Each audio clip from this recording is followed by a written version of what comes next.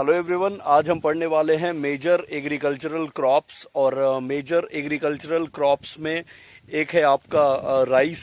तो राइस जो है वो पूरे वर्ल्ड का 50% लोगों का स्टेपल फूड है। स्टेपल फूड मतलब बहुत सारे जो लोग हैं वो राइस पर डिपेंडेंट हैं अपने डेली फूड के लिए, डेली फूड कंजम्पशन के लिए।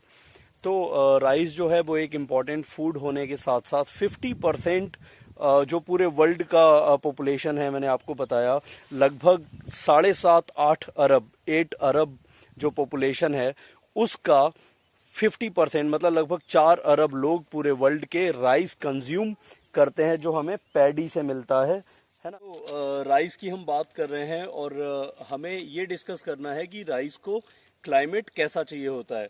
तो राइस को जो क्लाइमेट चाहिए होता है वो चाहिए होता है मॉनसून क्लाइमेट। मॉनसून मतलब जहां पर बारिश काफी हो, लगभग 150 से 200 सेंटीमीटर तक की बारिश हो। इसके अलावा राइस को जो लाइक टेम्परेचर चाहिए वो चाहिए 25 डिग्री सेल्सियस के आसपास, है ना।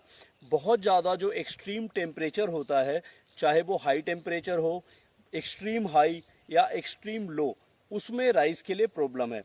वाटर सप्लाई चाहिए, जो इरिगेशन चाहिए वो ऐसा चाहिए कि इसका जो लाइक प्लांट होता है राइस का वो पूरा पानी में डूबा। जो लेबर फैक्टर है, लाइक लेबर कितना चाहिए, कितनी क्वांटिटी में हमें लेबर चाहिए, मतलब काम करने वाले लोग चाहिए।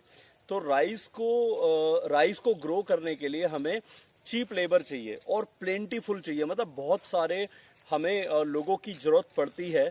अच्छा, ऐसा क्यों है कि हमें बहुत सारे लोगों की ज़रूरत पड़ती है? वो उसके पीछे रीज़न ये है कि राइस के अंदर लाइक ट्रांसप्लांटेशन करना पड़ता है, फिर उसमें वीडिंग करनी पड़ती है, जो खरपतवार होती है उसको निकालना पड़ता है। ये सारी चीज़ें करने के लिए हमें राइस के लिए काफ़ी ज़्यादा लेबर यूटिलाइज होती है। इसके साथ ही अगर आप बोलोगे तो लाइक इंडिया के अंदर राइस कहाँ पे होता है, तो इंडिया के अंदर नॉर्दर्न प्लेन्स, है ना। नॉर्दर्न प्लेन्स कौन से रीजन, लाइक जो गंगा ब्रह्मपुत्र डेल्टा है, इनमें राइस बहुत अच्छा ग्रो होता है। अब राइस जो है ना वो दुनिया में बहुत सारे लोग खाते हैं, है ना।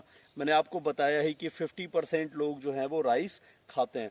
लेकिन आपको पता है कि राइस ग्रो करने में जो मेजर कंट्रीज हैं वो आपकी चाइना, इंडिया, मलेशिया, है ना, थाईलैंड, इसके बाद आपका वियतनाम, म्यांमार और आपका इंडोनेशिया, आपका श्रीलंका भी है।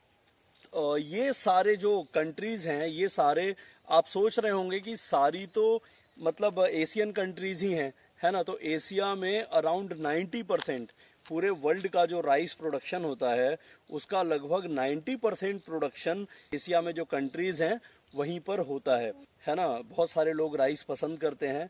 तो राइस जो होता है वो किससे ग्रो होता है? वो पैडी से ग्रो होता है। पैडी माने धान और राइस माने चावल। तो पैडी जो होता है, पैडी माने क्या हुआ? धान हुआ। तो धान से मतलब पैडी से राइस ग्रो हो। हमने अभी बात की राइस की। राइस क्या है? खरीफ क्रॉप है। अब दूसरी जो क्रॉप आज मैं डिस्कस करने जा रहा हूं वो है व्हीट। व्हीट का अगर हम क्लाइमेट की बात करें तो व्हीट जो है वो एक्सट्रीम हाई टेम्परेचर्स में नहीं होगा, है ना, और लो टेम्परेचर्स में हो जाएगा, मतलब लो माइनस में नहीं, है ना। इसके साथ ही व्हीट को फ्रॉस्ट फ्री डेज चाहिए, है ना। व्हीट, गेहूं, उसको क्या चाहिए? Frost free day. तो व्हीट की हम बात कर रहे हैं और व्हीट को सोइल कैसा चाहिए? क्लेई और लोमी दोनों में ये हो जाता है ना। क्लेई सोइल में भी हो जाएगा, लोमी सोइल में भी हो जाएगा। इसके साथ ही व्हीट की हमने क्लाइमेट की बात कर ली, सोइल की बात कर ली। अब आते हैं इरिगेशन पे। पानी कितना चाहिए व्हीट को?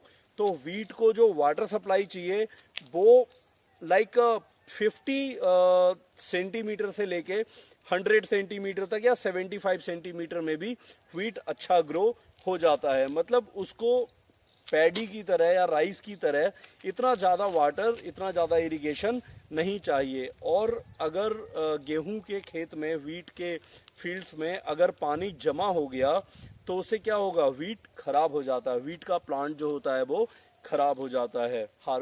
उसकी आप हार्वेस्टिंग फिर नहीं कर पाओगे। तो ये चीज़ है व्हीट के साथ। इसके साथ अब बात करते हैं कि व्हीट पाया कहाँ जाता है।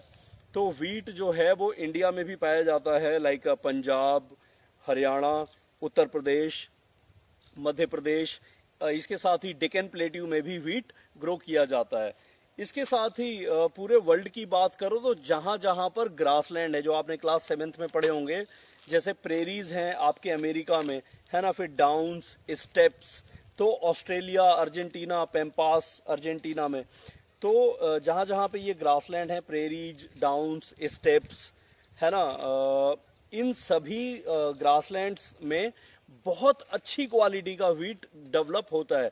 इनफैक्ट बहुत ज़्यादा व्हीट खुद अमेरिका ही बहुत ज़्यादा व्हीट ग्रो करता है और वर्ल्ड की बहुत सारी कंट्रीज को एक्सपोर्ट भी करता है। आपको याद ही होगा कि अमेरिका जो है वहाँ का केवल 0.5% ही फार्मर एग्रीकल्चर में इन्वॉल्व है।